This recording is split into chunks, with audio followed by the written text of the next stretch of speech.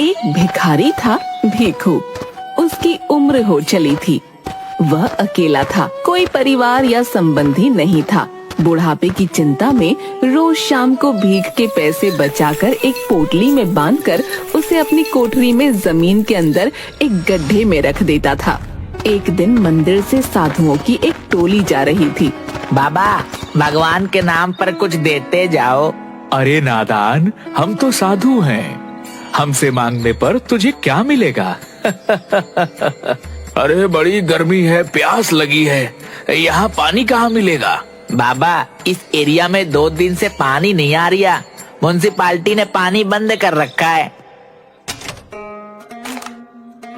लो, आपको एतराज ना हो तो ये ले लो। यहाँ पानी नहीं आ रहा। अगर तुम्हारा पानी मैंने पी लिया तो सोच लो, फिर तुम प्यासे रह जाओगे। कोई बात नहीं बाबा, पानी पिलाना धर्म का काम होवे। आप पानी पी लो। पानी पीने के बाद भगवान तुम्हारा भला करे। बेटा, एक और चीज चाहिए, दोगे? हाँ हाँ बाबा, बोलो। एक 10 रुपया दे दो। सुनकर भीखू उसे एकटक देखने लगा। क्या हुआ, नहीं दे सकते? चलो कोई बात नहीं। ये लो बाबा। एक साधु ने 10 का नोट लेकर दूसरे साधु के हाथ में रखा। दूसरे ने तीसरे, तीसरे ने चौथे और चौथे ने 5वें के हाथ में वो नोट रखा और फिर उसे भीखू को वापस देकर चले गए। रुपए वापस दे दिए भाई, कुछ समझ नहीं आया। रात को भीखू उबासी लेते हुए सारे पैसे जमीन के अंदर गड्ढे में रखकर सो गया। सुबह जब भीखू ने अपनी लाठी लेकर पोटली में हाथ डाला तो उसमें से कुछ सिक्के निकले। रे, इन्हें रखना कैसे भूल गया? उसने गड्ढे में देखा। हैं? रात रात में इतना रुपया कैसे हो गया?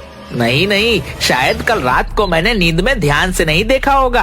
अब तो काफी रुपए हो गए हैं। इन्हें यहाँ रखना ठीक नहीं। अगर चोरी हो गए तो? नहीं नहीं, मैं इन्हें सेठ जी के पास रखवा दूंगा। हाँ, यही ठीक रहेगा।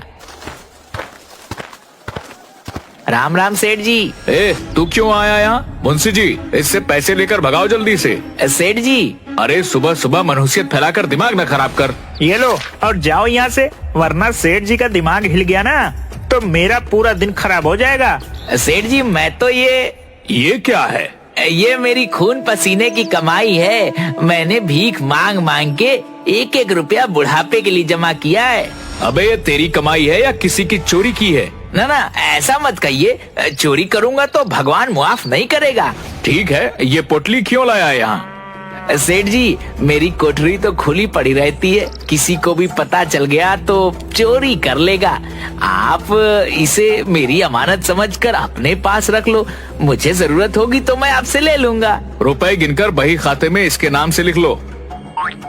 100, 200, 500, 1000। सेठ जी, पूरे 1000 हैं। सुन भीखू, इतना रुपए पड़े पड़े रखा रह जाएगा। तू कहे तो इन्हें ब्याज पर चढ़ा दूं, अच्छी रकम मिलेगी। पर सेठ जी। अरे तू फिक्र न कर, मैं सब देख लूंगा। तेरी रकम 6 महीने में दुगनी हो जाएगी। ठीक है सेठ जी, मुझे आप पर पूरा भरोसा है। सब आप पर छोड़ता हूँ। हाँ हाँ, तू चिंता ना कर। राम राम।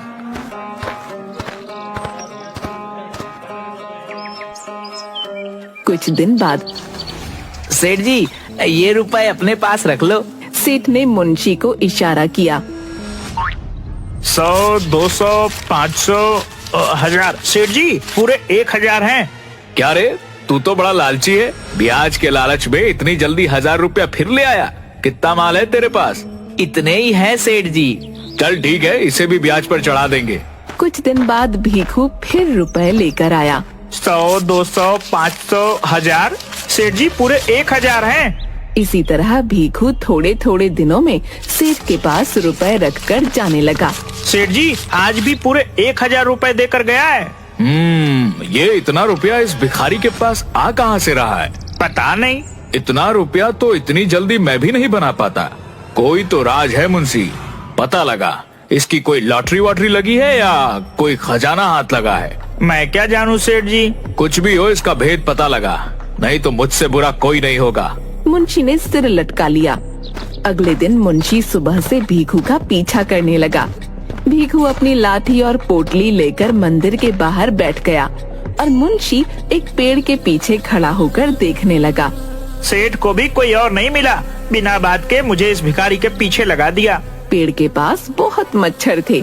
अरे बाबा, इतने मोटे मोटे मच्छर हैं, इनको देखो या उस भिखारी को। एक मच्छर ने मुंशी को काट लिया। आई, काट लिया, मेरा खून पीता है, रुक तुझे बताता हूँ। मच्छर को मारने के चक्कर में वो पेड़ के बाहर आकर गिर गया। हाय हाय, मर गया रे। एक आदमी ने उसे उठाया और भीखू भी वहाँ आ गया। अरे मुंशी जी, आप यहाँ क्या कर रहे हो? क्यों बे, मैं मंदिर नहीं आ सकता क्या? क्यों नहीं, आ सकते हो, जरूर आ सकते हो। वो तो मैंने आपको पहले कभी यहाँ देखा नहीं ना, इसीलिए पूछ लिया।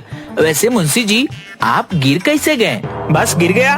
अरे हर बात तुझे बताना जरूरी है, बड़ा आया कोतवाल बनने। कहकर वो वहाँ से चला गया और छिपकर भीखू पर नजर रखने लगा। रात को भीखू ने अपनी कोठरी में पैसे गिने। 10, 20, पूरा 25 रुपया हो गया।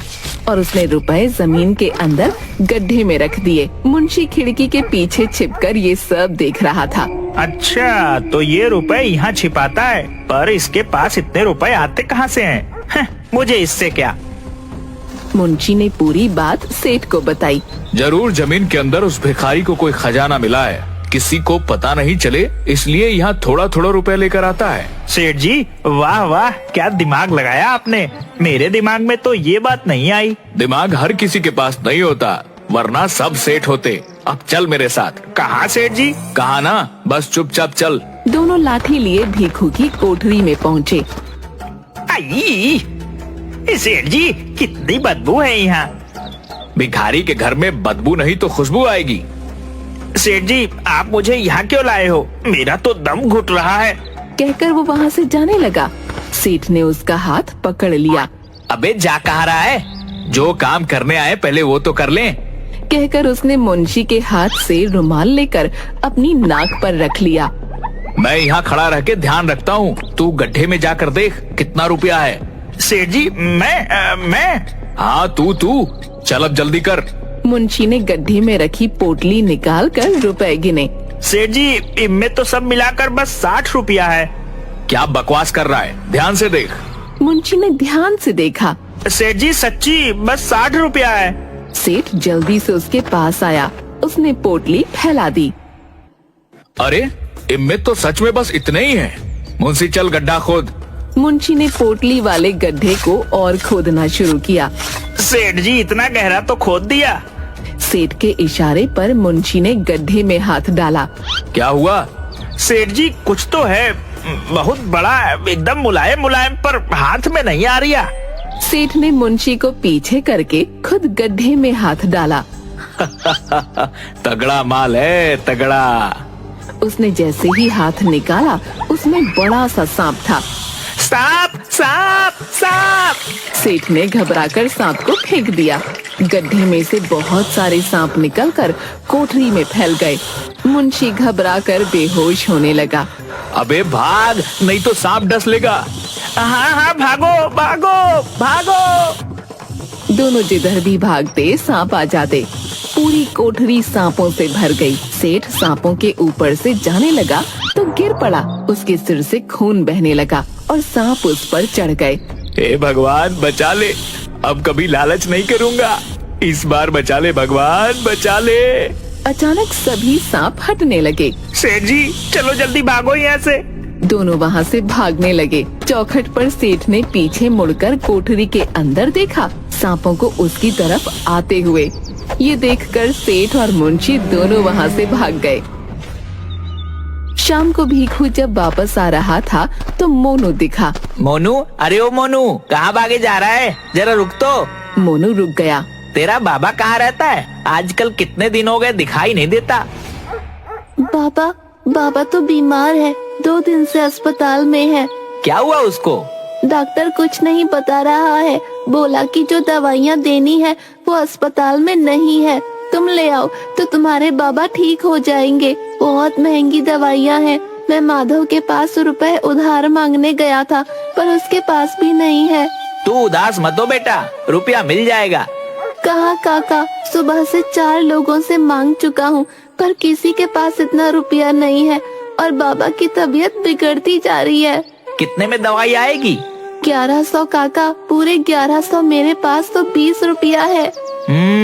तो बेटा हो गया रुपयों का इंतजाम। वो कैसे काका? ये ले, इसमें पूरे 20 रुपया है। 60 रुपया और है मेरे पास और तेरे पास 20। काका तो सब मिलाकर खाली 100 ही तो हुआ, बाकी का 1000 कहाँ से आएगा? तू फिकर क्यों करता है? तू जा, मैं थोड़ी देर में रुपए का इंतजाम करके आता हूँ। भीखू अपनी कोठरी की हालत देखकर, हे राम, आज तो सच्ची कोई चोर आ गया। उसने गड्ढे के पास जाकर पोटली उठाई तो वो खाली पड़ी थी। उसने आसपास गिरे हुए रुपयों को उठाकर गिना। ये तो पूरे 60 है। हे राम, तेरा शुक्र है, चोर आया पर रुपया लेकर नहीं गया। भीखू ने गड्ढे में हाथ डाला। हैं? इतना गहरा गड्ढा खोदा और एक भी रुपया नहीं ले गया। ये कैसा आदमी था? भीखू सेठ के पास गया। राम राम सेठ जी। सेठ के सिर पर पट्टी बंधी हुई थी। उसे देखकर सेठ और मुंशी दोनों डर गए। तू क्यों आया है? देखिए ना सेठ जी, आज पता नहीं कौन चोर कोठरी में घुस गया था। मुंशी ने सेठ को देखा। शुक्र है कि मैं अपने रुपए आपके यहाँ रखवा गया था, वरना आज सब चोरी हो जाता। वो तो कोठरी में ज्यादा रुपया नहीं था तो कोई नुकसान नहीं हुआ। सेठ और मुंशी दोनों एक दूसरे को देखने लगे। मेरा दोस्त अस्पताल में है, उसकी दवाई के लिए रुपया चाहिए। आप मेरा 1000 रुपया दे दो, मुझे कोई ब्याज वाज नहीं लेना, बहुत जरूरी है सेठ जी। हाँ, क्यों नहीं भीखू, वो तेरा ही तो रुपया है। ऐसा कर, तू अपना सारा रुपया ले जा। भीखू ने हाँ में सिर हिलाया। मुंशी, जल्दी से इसका हिसाब कर। मुंशी रजिस्टर में हिसाब करते हुए, तेरा कुल रुपया 6000 हुआ और 500 ब्याज। 100 रुपया मेरी तरफ से रख लियो तो कुल रुपया 6600 हो गया। है पर मैंने तो 1000 रुपया ही दिया था, इतने सारे कैसे हो गए? अरे बावले, भूल गया क्या? पिछले 6 महीने से हर महीने 1000 रुपए देकर जा रहा है। ऐसे कोई भूलता है क्या? मैं सच्ची कह रहा हूँ सेठ जी, मैं तो खाली एक बार ही 1000 रुपए देकर गया था। अरे भाई, आज इतनी मुश्किल से जान बची है तो फिर क्यों आफत कड़ी कर रहा है? मुंशी, इसको हर महीने का हिसाब दिखा। ये देख भीखू, ये अप्रैल का, ये मई का, ये जून, जुलाई, अगस्त और ये सितंबर का, सब पर तेरा ही अंगूठा लगा है। हाँ, अंगूठा तो मेरा ही लगा है। अरे लगे ना, तेरा ही है। मुंशी, जल्दी कर, इसका सारा रुपया दे दे। सेठ जी, मुझे अभी बस 1000 रुपए दे दो। नहीं, तू अपना सारा रुपया ले जा। सेठ जी, मैं इतना रुपया कहाँ रखूंगा? चोर ने मेरी कोठरी का रास्ता देख लिया है, घर चोरी हो गए तो। नहीं, आप अपने पास रख लो। तेरी कोठरी में घुसने की हिम्मत कौन करेगा? नहीं, तू ले जा। भीखू ने सेठ के पैर पकड़ लिए। सेठ जी, आप ही रख लो, यहाँ महफूज रहेंगे। जब जरूरत होगी मैं आपसे ले लूंगा। मेरे घर में चोरी हो गए तो। भीखू के पैर छूने पर सेठ को भीखू के रूप में सांप दिखाई दिया। सांप! भीखू ने उसके पैर छोड़ दिए। ये ले 1000 रुपया, जा यहाँ से। बाकी के रुपए की जब जरूरत हो ले जाना। भीखू हाँ में सिर हिलाकर चला गया। शुक्र है जान बची। मैंने तो सेठ को एक ही बार रुपया दिया था, हर महीने मेरे नाम से कौन रुपया देकर गया और अंगूठा भी लगा गया। हे राम, तेरी महिमा तू ही जाने। भीखू ने पैसे जाकर मोनू को दिए और इस तरह उसने अपने दोस्त की मदद करके भगवान का शुक्रिया किया।